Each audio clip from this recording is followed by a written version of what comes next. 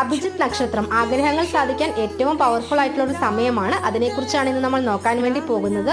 എല്ലാ മാസവും ഉത്രാട നക്ഷത്രത്തിന്റെ അവസാനവും തിരുവോണ നക്ഷത്രത്തിന്റെ ആദ്യ പാദത്തിനും ഇടയിൽ വരുന്ന 24 മിനിറ്റ് സമയമാണ് അഭിജിത്ത് നക്ഷത്രമായിട്ട് കണക്കാക്കുന്നത്.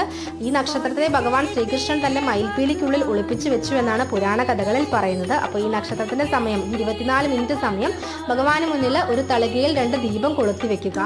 ശേഷം ഇങ്ങനെ തുടർച്ചയായി വരുന്ന മാസങ്ങളെല്ലാം തന്നെ നമ്മൾ ചെയ്യുകയാണെന്നുണ്ടെങ്കിൽ നമുക്ക് തീർച്ചയായും ഫലം ലഭിക്കുന്നതാണ്. അപ്പോൾ ദീപം കൊളുത്തി വെച്ചതിന് ശേഷം ഓം നമോ ഭഗവതേ വാസുദേവായ എന്ന് 308 തവണ ജപിക്കണം.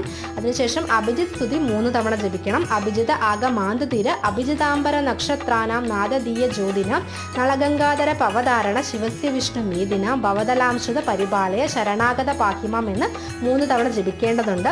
അപ്പോൾ ഏപ്രിൽ 21 തിങ്കളാഴ്ച 12:25 മുതൽ 12:49 വരെയാണ് അഭിജിത്ത് നക്ഷത്ര സമയം.